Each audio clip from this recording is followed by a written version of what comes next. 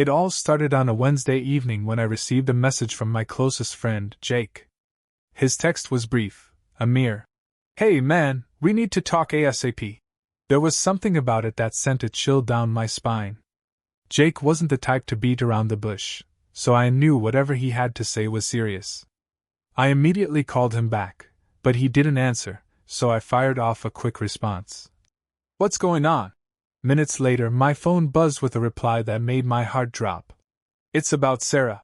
Sarah, my wife. The woman I had been married to for 8 years. Things had been rocky lately, but nothing that seemed out of the ordinary for a marriage that long. We had our arguments, the silent treatments, but we always worked through it. There was no way Jake could have something to tell me that I didn't already know about her, or so I thought. Later that night, Jake called me back. His voice was tense. "I've got to show you something," he said, not bothering to soften the blow. "But I want you to be somewhere private when you see it." "What do you mean?" I asked, my stomach nodding. "I can't explain over the phone," Jake replied. "Just meet me at my place tomorrow. Trust me, you're going to want to see this in person." That night I barely slept. My mind raced, imagining what Jake could possibly have that concerned Sarah. It had to be something bad. But Jake wasn't a liar, and he wouldn't play games like this. The next day, I left work early, inventing some excuse, and made my way over to Jake's house. As soon as I walked in, I could feel the tension. Jake didn't say much at first. He just handed me his phone and told me to brace myself. I took it, my heart pounding as I unlocked the screen. What I saw next almost made me drop the phone. It was a picture of Sarah, my wife. Completely naked. Her legs were up, her hands raised above her head in submission, her body exposed in ways I never thought I'd see captured like this. And the person taking the picture wasn't me, it was someone else, some other man.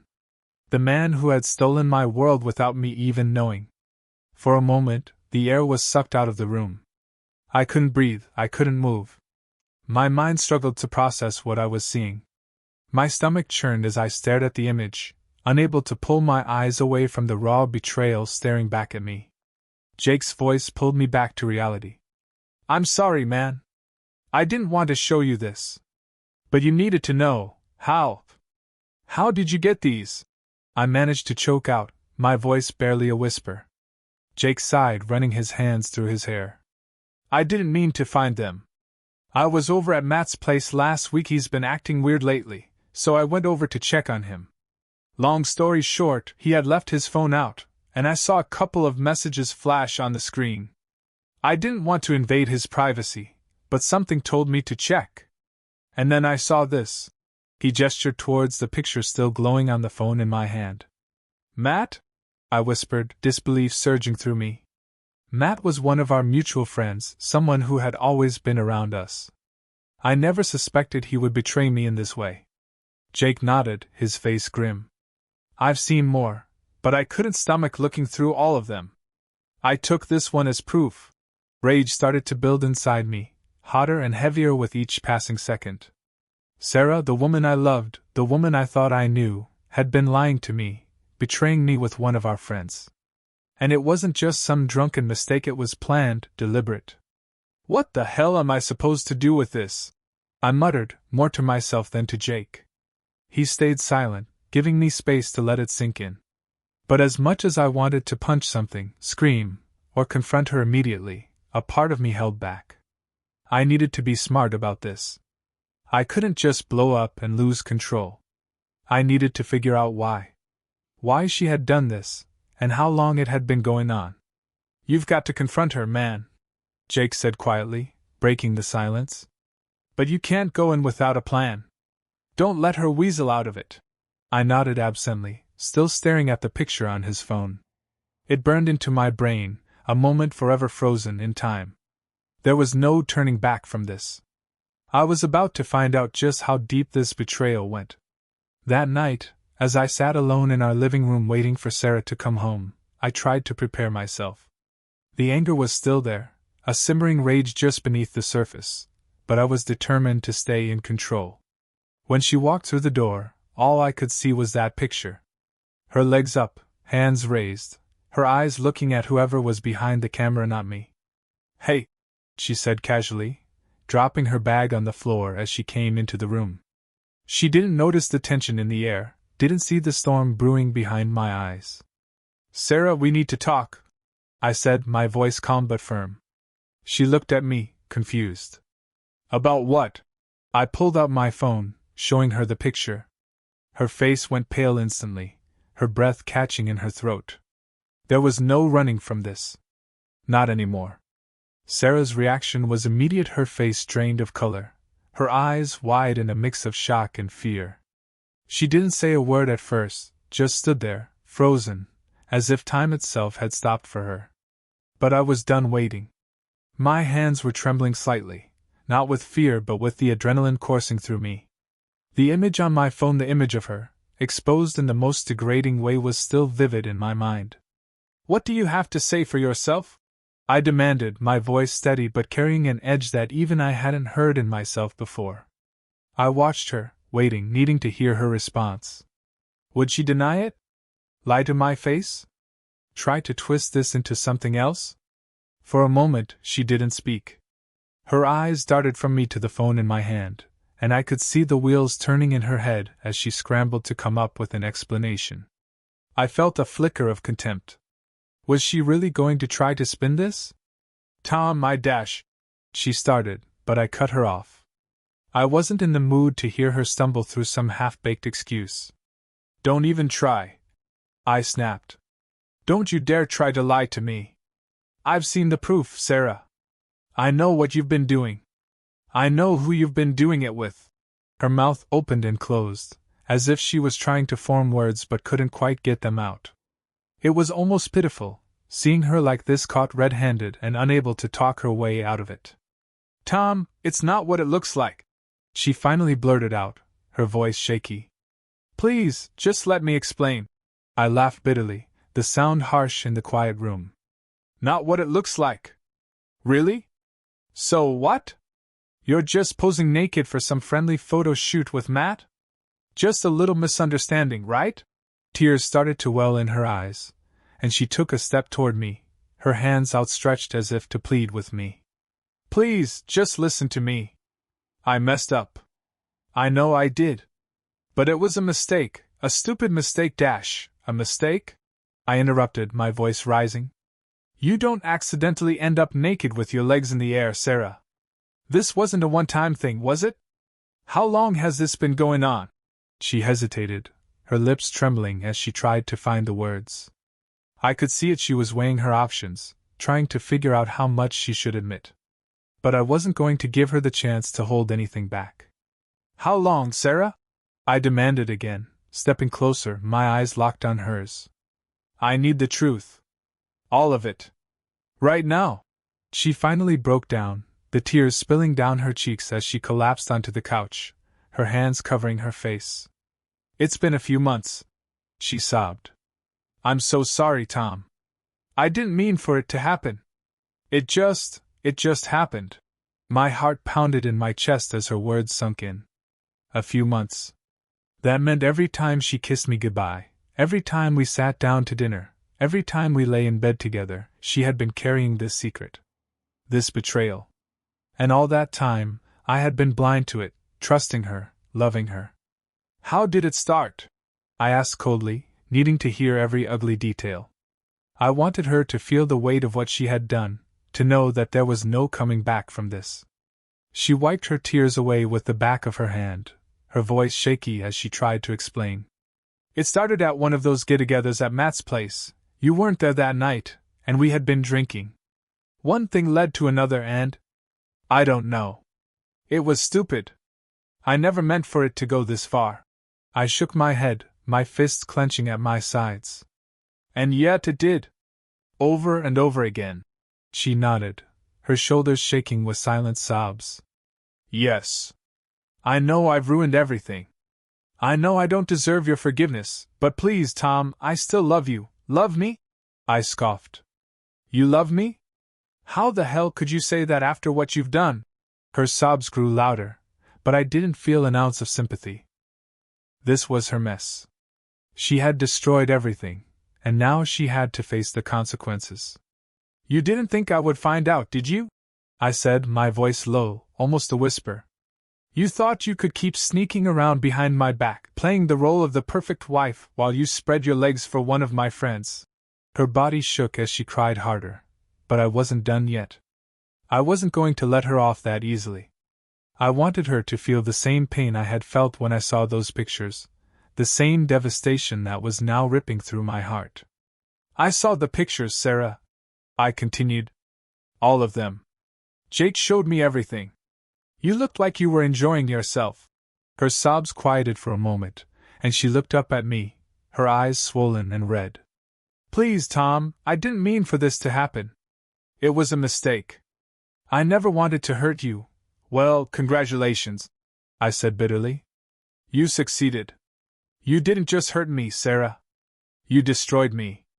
You destroyed everything we had." She stood up then, taking a hesitant step toward me, her hands outstretched as if to touch me.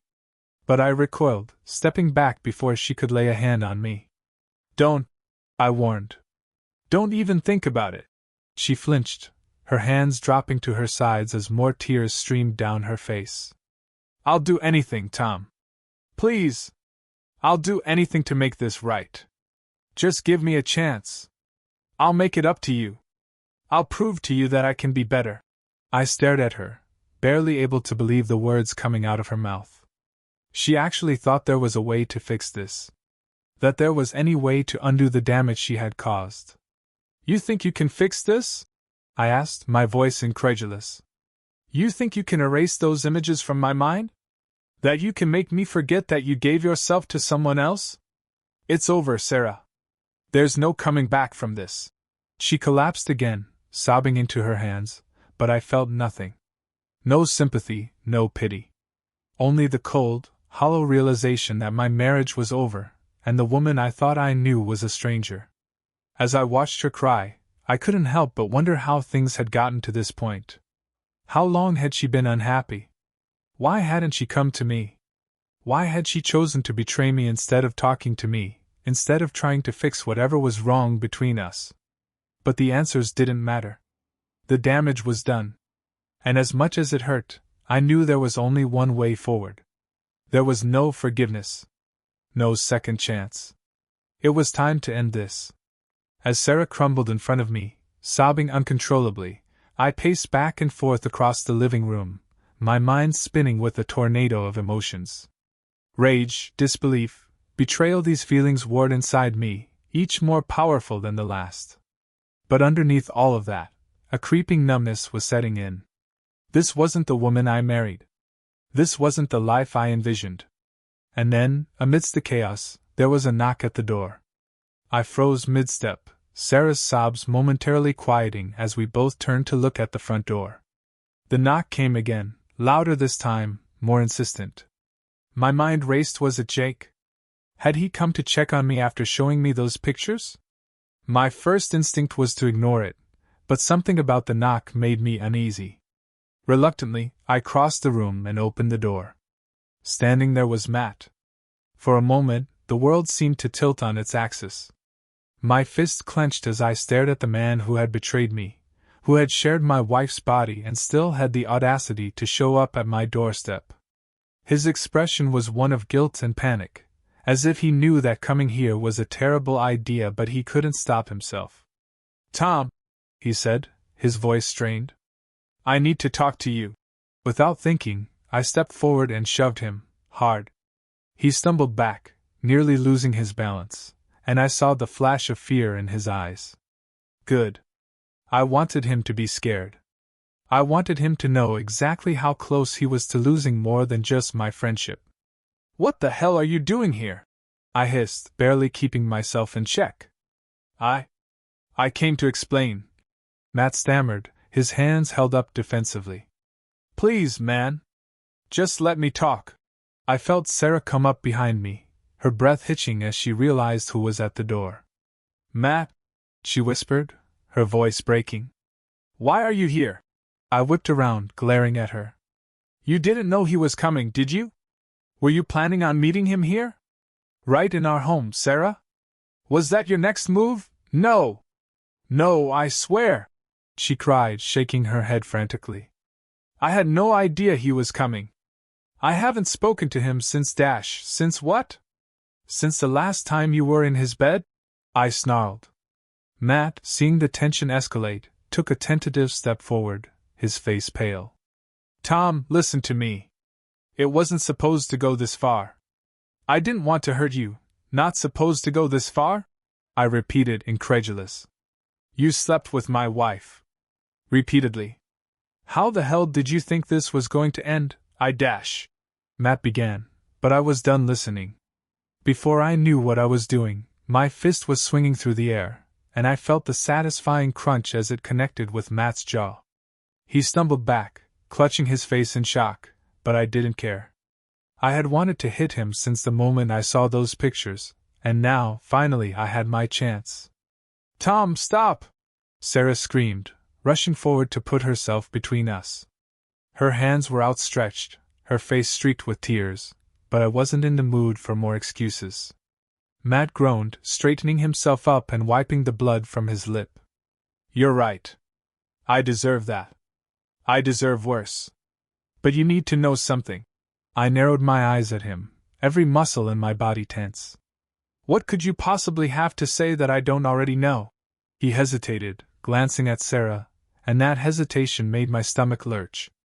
There was something he wasn't telling me, something darker, something worse. And then, in a moment of brutal honesty, he dropped the bombshell. Sarah's pregnant. The world stopped. I felt the blood drain from my face as I stared at him, my mind unable to process what he had just said. I could hear Sarah gasp behind me, but it was like a distant echo, muffled by the shock reverberating through my skull. Pregnant? She couldn't be. We hadn't been intimate in months, not since our relationship had started to fall apart. That could only mean. No, I breathed, shaking my head as if that could make it untrue. That's not possible. Sarah's hands flew to her mouth, her eyes wide in terror as she whispered. Matt, why would you say that? Because it's the truth, he said quietly. She told me last week. She's carrying my child. In that moment, I felt the last shred of hope I had left for our marriage snap, like a brittle branch breaking under too much weight. Everything I thought I knew, every ounce of love I still had for her, disintegrated into nothing. My knees felt weak, my heart pounded so loudly in my chest I thought it might burst. This couldn't be real. This couldn't be happening. You're pregnant? I asked, turning to Sarah, my voice trembling with rage and disbelief. And you didn't tell me? I was going to She stammered, her tears flowing freely now. I didn't know how. You didn't know how? I shouted. You didn't know how to tell me that you've been carrying another man's child while living under my roof, pretending to be my wife? Tom, please. She begged, reaching out to me, but I stepped back, the revulsion clear on my face. Matt stood awkwardly, knowing that his presence had made everything worse, but he didn't move to leave. He just stood there, guilt and shame written all over his face, watching as my entire world collapsed around me. I'm done, I said, my voice hoarse. I'm done with both of you. There's nothing left to say. I turned on my heel and walked toward the door, every step feeling heavier than the last. I could hear Sarah's sobs behind me, hear her calling out my name, but I didn't stop. I didn't look back. She had taken everything from me, my trust, my love, my future, and there was no coming back from that. As I stepped outside, the cold night air hit me like a slap to the face, but I welcomed it. It was sharp, real, a reminder that I was still alive, even if I felt hollow inside. I stood there for a moment, staring at the stars above, wondering how the hell my life had gotten to this point. The door opened behind me, and for a brief second, I thought it might be Sarah coming after me. But it was Matt. Tom, wait, he called, his voice low and urgent. There's more you need to know. I clenched my fists, resisting the urge to turn around and punch him again. There's nothing you can say that'll make this better, I growled. No, he admitted. But you need to know that it wasn't just me. Sarah's been with someone else too. It wasn't just an affair with me. There's another guy. I froze. Another guy? I stood there, rooted to the spot, trying to comprehend what Matt had just said. Another man? As if the weight of what I'd just learned wasn't enough, now there was more. My mind couldn't keep up with the barrage of betrayals. Sarah was pregnant and it wasn't even Matt's affair alone? I felt the anger bubbling up again, fiercer than ever, but beneath it was something worse, a hollow despair, an emptiness so deep that it threatened to swallow me whole. Tom, I'm sorry. I didn't want to tell you like this, Matt continued, his voice desperate. But you need to know the truth. I slowly turned to face him, my fists clenched, my whole body trembling with a mix of rage and disbelief. Another man? I whispered, my voice barely audible. Who? Matt looked away, unable to meet my eyes, his guilt hanging between us like a dark cloud. I don't know much. I swear. I only found out because Sarah she let it slip one night, after we, you know. She mentioned someone else, and I pressed her about it. I stared at him, my chest tightening with each word. And you didn't think to tell me sooner? You let me believe that it was just you. That my wife's betrayal was limited to your disgusting affair? Matt's eyes flicked up to mine, and I saw genuine regret there, but it didn't matter. His regret meant nothing to me. Not now. Not with everything shattered at my feet. Tom, I swear I didn't know how to tell you. I thought it was just a fling, and I didn't think you didn't think? I spat, taking a threatening step toward him. You didn't think about how your selfishness, your betrayal, would destroy everything? You didn't think about what it would do to me or to her? I was shaking now, every muscle in my body straining to keep me from attacking him again. You didn't think about anything except getting what you wanted. Matt looked like he was on the verge of breaking down, his hands trembling at his sides. I know I messed up, man. I'm sorry. I'm so sorry, Tom. Before he could finish, the door behind us swung open, and Sarah stumbled out, her face streaked with tears, her eyes wide with panic. Tom, please, she cried, her voice cracking. Don't do this. I can explain. I'll tell you everything, I swear. I turned to her, the sight of her face so familiar, yet now so foreign, igniting a fire in my chest. I had loved this woman. I had shared my life with her, my dreams, my future. And now, she stood before me as a stranger, someone I didn't recognize, someone capable of ripping my heart out and still asking for forgiveness. You'll tell me everything? I repeated, my voice dripping with bitterness. Like you told me about Matt? Like you told me about the other man?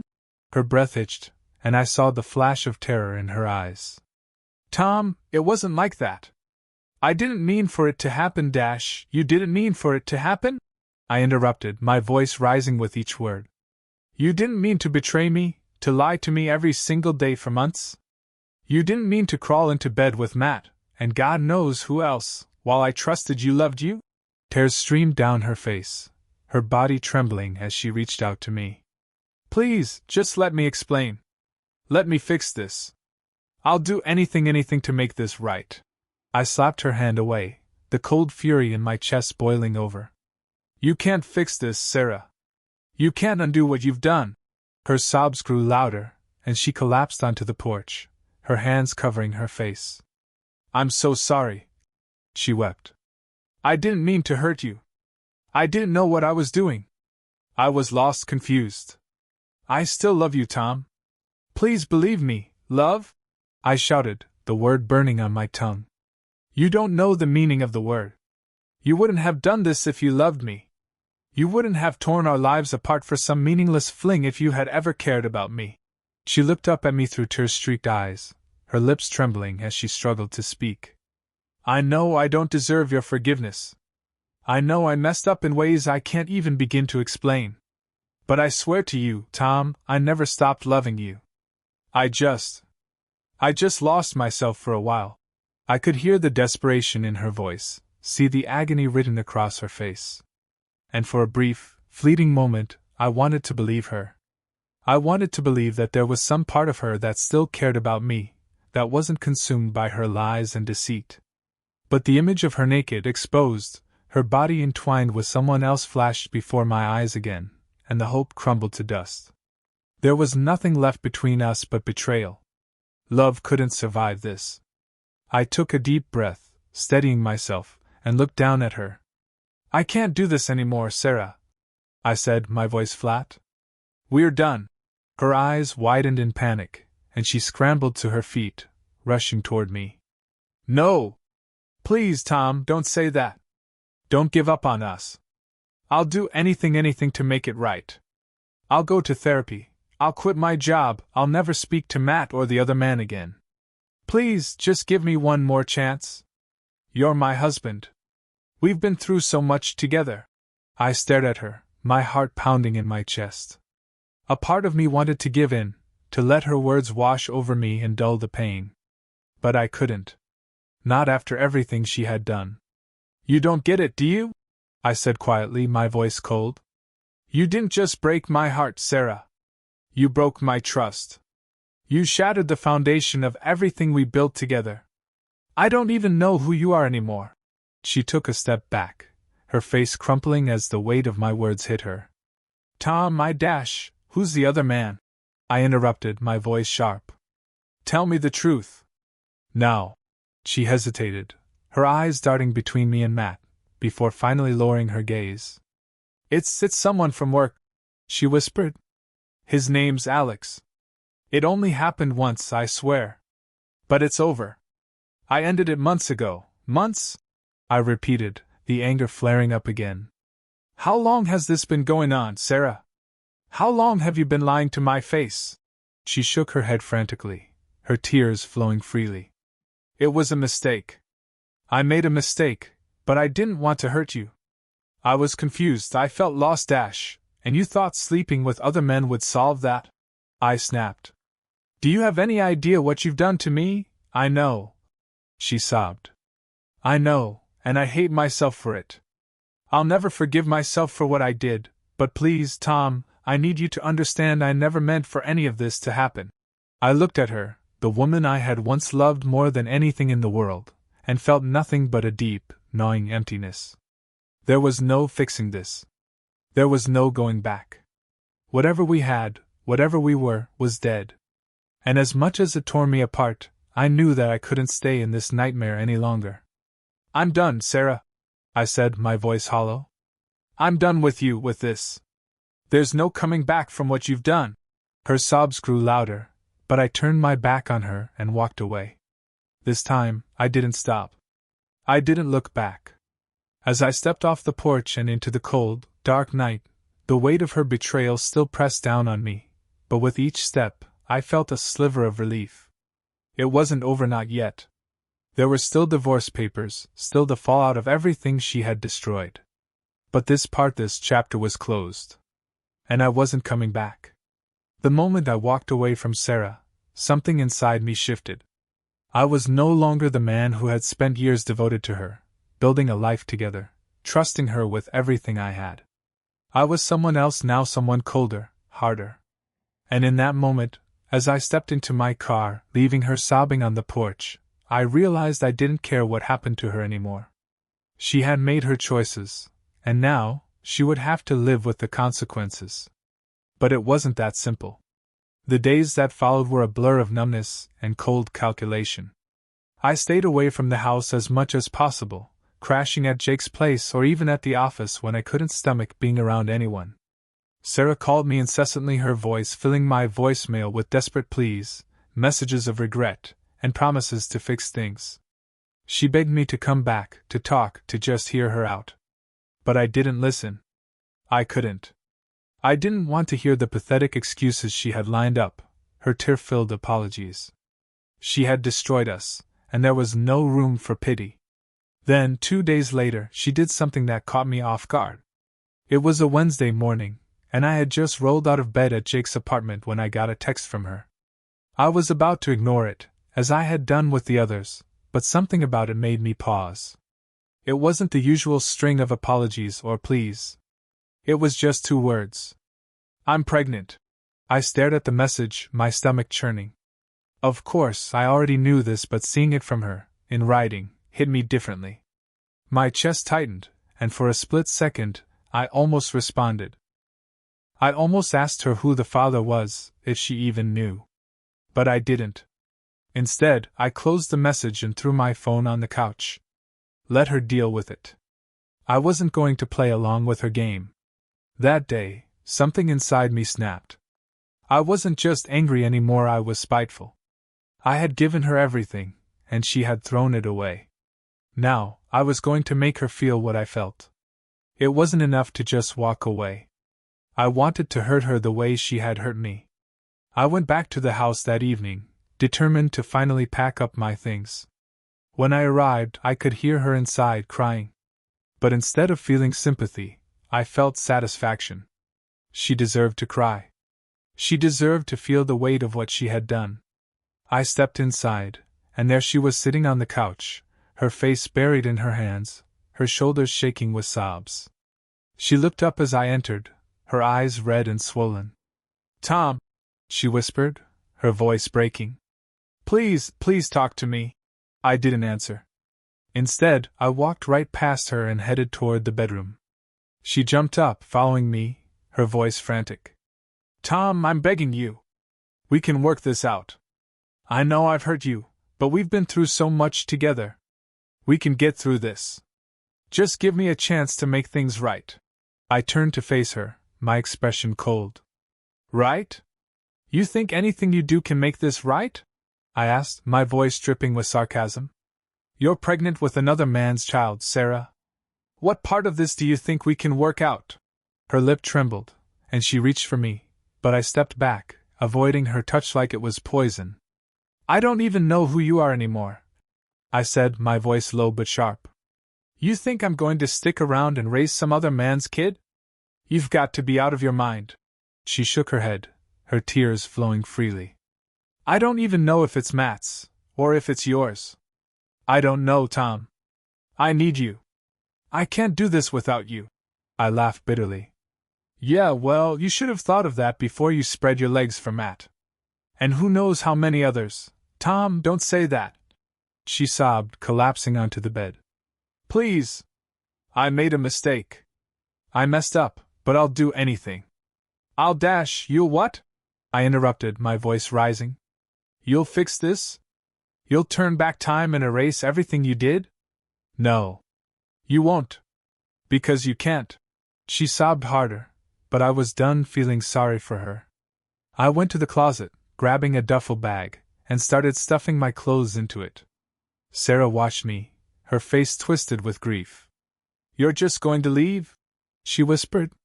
"You're going to walk out on me after everything we've been through?" I zipped the bag, slung it over my shoulder, and turned to her, my eyes cold. "You walked out on me the moment you slept with him." And with that I left. But it didn't end there. The next few weeks, I made sure to be as unapproachable and detached as possible. Whenever I went back to the house to grab more of my things, I made it clear that Sarah didn't exist to me anymore. I would ignore her calls, block her on social media, even park my car down the street so she wouldn't know when I was coming. I was done playing nice. She had destroyed me, and now, I was going to make sure she felt the same emptiness she had left me with. She continued trying to reach out through mutual friends, through emails, but I brushed them all off. Her desperation only seemed to grow. One night, Jake mentioned she had called him, crying, begging him to talk to me. She was getting frantic, losing her grip on whatever hope she had left. "Maybe you should hear her out, man," Jake said cautiously as we sat at the bar one night. "She's falling apart." "Good," I replied, downing the rest of my drink. "Let her." Jake looked at me, concerned. "I get it, Tom. She hurt you. But don't turn this into something that destroys you too. You're better than that, am I?" I snapped, slamming the glass down. "Because right now, I don't care. She deserves this." Jake didn't say anything after that, just gave me a look that said he wasn't sure if I was heading down a dangerous path. But I didn't care. In fact, I was just getting started. Sarah's calls became more erratic, her messages more desperate. One night, she left a voicemail that caught me off guard. "Tom, I'm scared." Her voice trembled. "I've been feeling sick, and the doctor says something might be wrong with the baby. I don't know what to do." Please, just talk to me. I need you. For a moment, just a fleeting second, I almost picked up the phone and called her back. But then I remembered who she was, what she had done. And I couldn't bring myself to care. A week passed, and then another. I was drowning myself in work, in late-night bar runs with Jake, in anything that could distract me from the mess that had become my life. Sarah's messages continued, her tone growing more frantic with each one. She mentioned the pregnancy again, how worried she was, how she needed me to be there for her. But I didn't want to be there. I didn't want to be anywhere near her. Then, one night, my phone buzzed with a message that caught me completely off guard.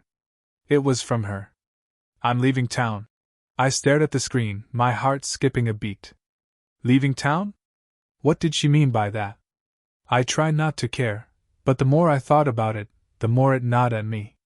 I hadn't expected this. After weeks of begging and pleading, she was just giving up? I found myself driving past the house that night, unable to help myself. The lights were off, the place looking eerily quiet, as if she had already left. It was the first time since I had left her that I felt something. A strange, twisted sense of loss. But not for her. For the life we had once shared, the life I thought we had built together. As I sat there in my car, staring at the house that was no longer my home, I wondered if I had finally gone too far. If maybe, just maybe, my bitterness had driven her to a place she couldn't come back from. But it didn't matter. I started the engine, pulled away from the curb, and drove into the night, leaving the wreckage behind me. The days following Sarah's last message passed in a strange haze. She had finally stopped calling, stopped texting, and yet instead of relief, all I felt was a gnawing unease. This silence wasn't what I expected. She had been relentless in her apologies, her pleas, and now she was gone. At first, I convinced myself that this was exactly what I wanted, to be free of her, to live without the constant reminder of her betrayal. But something felt off. It was the way her last text lingered in my mind. I'm leaving town. A simple phrase, but it echoed in my head like an unfinished sentence. As the unease festered, I couldn't ignore it anymore. Late one night, after downing one too many beers with Jake at our usual bar, I found myself driving to the house. I told myself it was just to check if she had really left, that it didn't matter anymore, but deep down, I knew something was wrong. The house was dark when I arrived, the kind of dark that made my stomach twist. Her car was still in the driveway, but everything else seemed dead, like the life had been drained from it. The front door was unlocked, which wasn't like Sarah at all. I stepped inside, greeted by the same eerie stillness that had plagued me for weeks. I called her name, my voice echoing down the empty hallways, but there was no answer. Just silence. Then I heard the faint sound of running water. I followed the noise, my heart racing as I neared the bathroom. The door was slightly ajar, steam seeping through the crack. I pushed it open, and the scene before me made my blood run cold.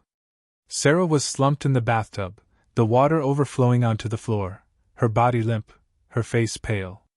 Sarah! I rushed forward, shutting off the water and grabbing her shoulders. She was cold to the touch, her head lolling to one side as I tried to pull her out. Panic surged through me. For a moment I thought I was too late, that she had gone too far this time. Sarah, come on, wake up! I muttered, shaking her gently. Her body felt lifeless in my arms, and my heart pounded in my chest.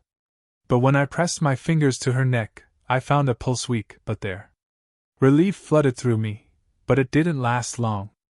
I fumbled for my phone, calling 911 with shaky hands, barely able to give them the address before I hung up and tried to keep her warm.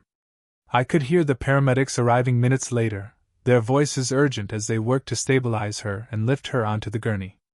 I followed them to the hospital, a heavy weight settling in my gut. This wasn't how it was supposed to end. I was supposed to be done with her, supposed to be moving on.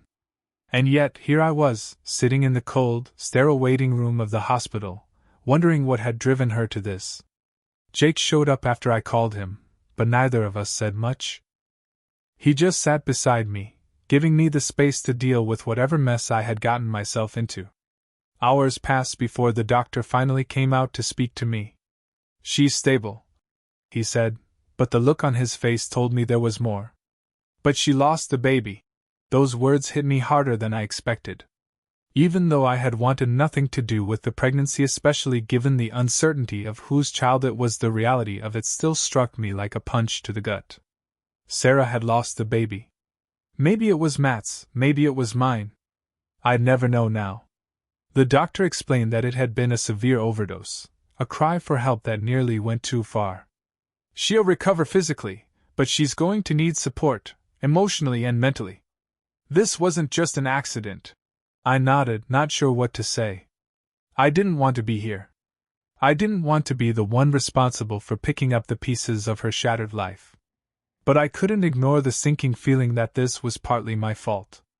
When I was finally allowed to see her, she looked small and fragile in the hospital bed, her face pale, her eyes closed.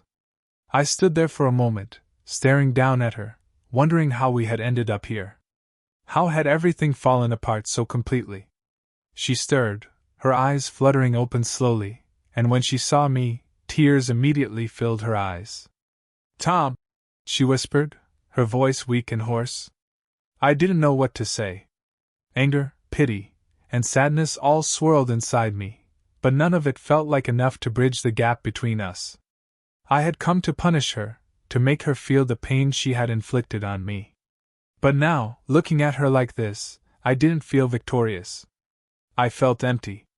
"I'm sorry," she sobbed, tears streaming down her face. "I'm so sorry for everything." For a moment, I didn't speak. What could I say? I had hated her for weeks, shut her out completely, and now she was lying here, broken. There was no satisfaction in this. "I don't know what you want me to say," I finally muttered, my voice cold. "Sorry isn't going to fix any of this." She nodded, her tears spilling onto the pillow. "I know," she whispered. I didn't know what else to do. I've lost everything, Tom. I've lost you." I stood there, watching her cry, and for the first time since this whole mess started, I felt something other than anger. I felt a strange, hollow pity for her. She had lost everything: her dignity, her stability, her future. And even though she had caused her own downfall, there was something deeply tragic about seeing her like this. "You lost me the moment you betrayed me," I said quietly, not out of spite but out of a resigned truth. "This what happened, it's on you, Sarah." She nodded, barely able to speak through her sobs. "I know. I didn't know how to fix it. I didn't know how to make things right." I sighed, stepping back from the bed. "There's no fixing this.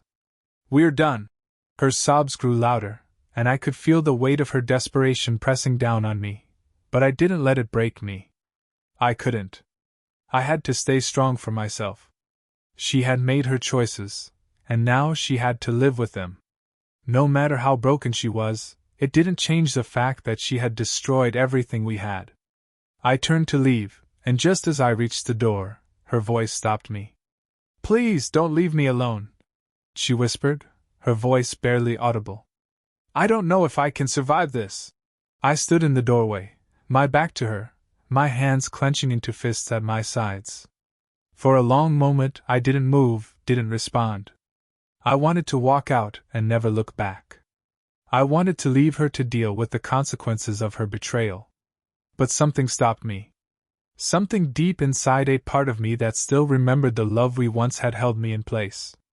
"I don't know if I can be here for you," I said, my voice thick with conflict. "But I'll stay for now." As I stood there, torn between the past and the present, between what we had been and what we had become, I realized that this wasn't the ending I had imagined. There was no clean break, no final closure. Just the messy, painful reality of two people trying to survive the wreckage of their lives. And I wasn't sure if either of us would ever truly escape it.